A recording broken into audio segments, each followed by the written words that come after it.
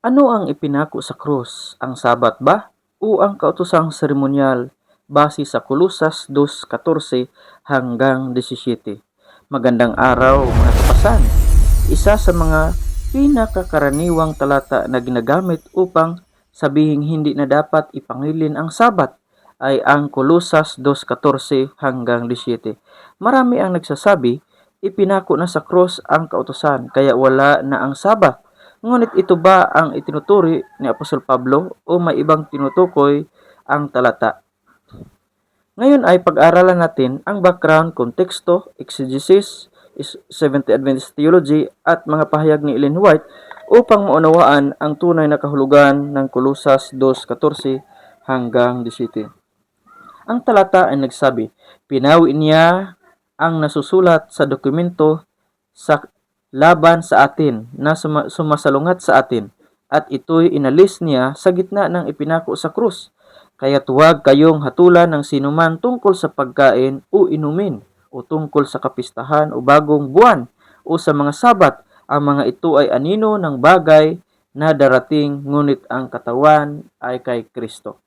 Ang background, ang mag-akda nito ay si Apostol Pablo at isinulat noong 60 to 62 Anno Domini o AD habang nakakulong si Pablo sa Roma. Sinulatan niya ang iglesia ng Kolosas sa Asia Minor sa kasalukuyan ngayon ay Turkey. Ang sitwasyon, may mga nagtuturo ng halo-halong aral. Una, ang Judaismo, pagpipiit o pagpipilit sa mga seremonya ng lumang tipan.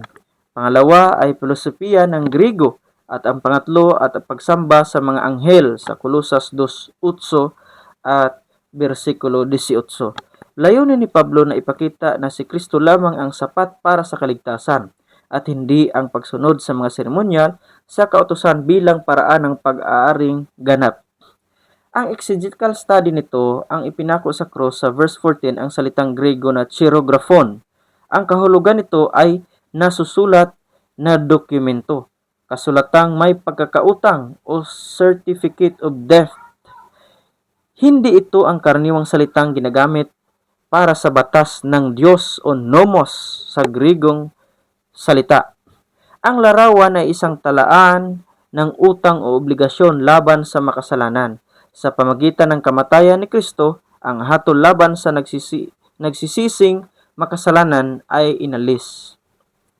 Kaya ano ang pagkain, inumin, kapistahan, bagong buwan at sabat sa verse 16?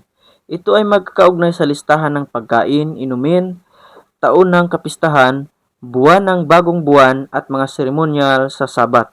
Ang ganitong pagkasunod-sunod ay matatagpuan din sa lumang tipan ng Ezekiel Kapitulo 45, versikulo 17 at unang kronika 23, versikulo 31 at pangalawang kronika 2:4 at Osias 2:11. Sa lumang tipan, ang tatlong ito ay tumutukoy sa seremonyal sa kalendaryo ng Israel, hindi sa lingguhang sabat ng ikaapat na utos. Ano ang ibig sabihin ng anino? Ang mga ito ay anino ng mga bagay na darating. Ang mga handog, pista, seremonya ay anino lamang na tumutukoy kay Kristo. Ngunit kapag dumating na ang tunay na kordero ng Diyos na si Jesus, natupad na ang layunin ng mga seremonyang iyon. Kaya sa expository study, hindi sinasabi ni Pablo na ipinakita o ipinako ang 10 utos. Bakit?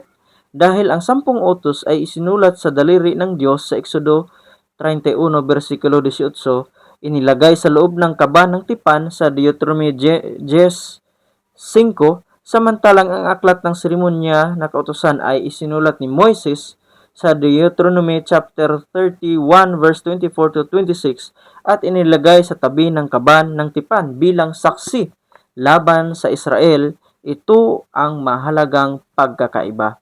Ayon sa Seventh-day Adventist theology, ang ipinako sa krus ay ang mga seremonyal na sistema, ang mga handog, pista at ritual na tumutukoy kay Kristo.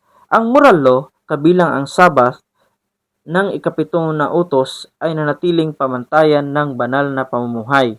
Kaya ang Seventh-day Adventist Bible Commentary Volume 7 sa komentaryo ng Kolosas 2, versikulo 14 hanggang 17, ay nagpapaliwanag na ang ordinances at ang mga shadow ay tumutukoy sa ceremonial requirements na natupad kay Kristo at hindi sa 10 utos.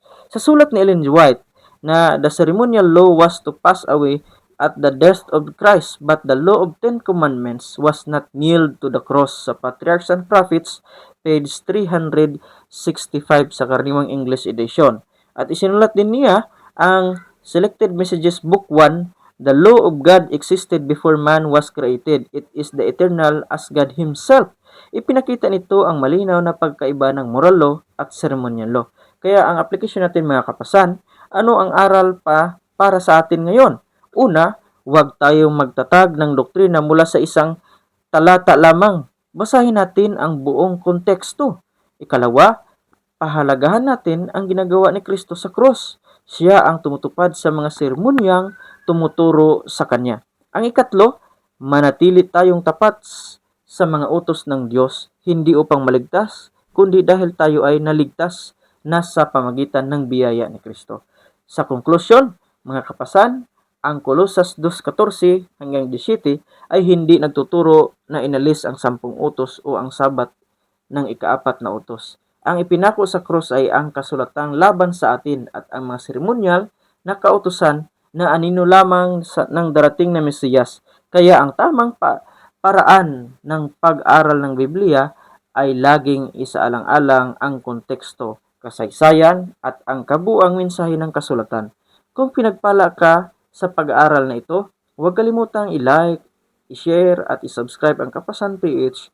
Sama-sama nating pag-aralan ang salita ng Diyos ng may katapatan at paggalang sa konteksto. Pagpalain tayong lahat ng ating Panginoon.